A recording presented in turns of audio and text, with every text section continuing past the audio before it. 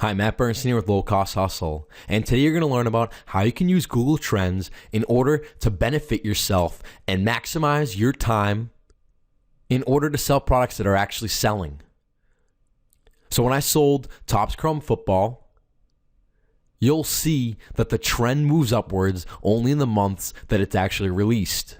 So it'd be a waste of time for you to sell these products a couple months after it's released.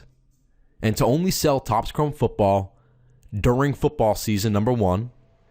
Number two, the first 2 months that it's in business. Peak times are always in the fall. October 2010, peak time. November 2011. The months that the products are released is the top time. So it'd be a waste for you to use your eBay selling limits on Topps Chrome Football in, let's say, January, because you're not going to make many sales. November 2012, the months it released. Otherwise, in July 2013, it decreases over time. Not many people will buy these products.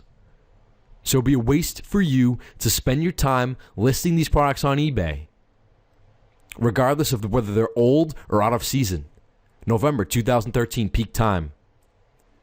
November 2014. These were the months that this product was released, and its peak time is only that 1 month.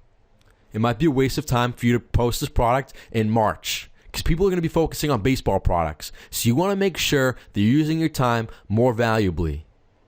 And this is one way that you can use Google Trends in order for you to do that. Thank you so much, Matt Bernstein, Low Cost Hustle.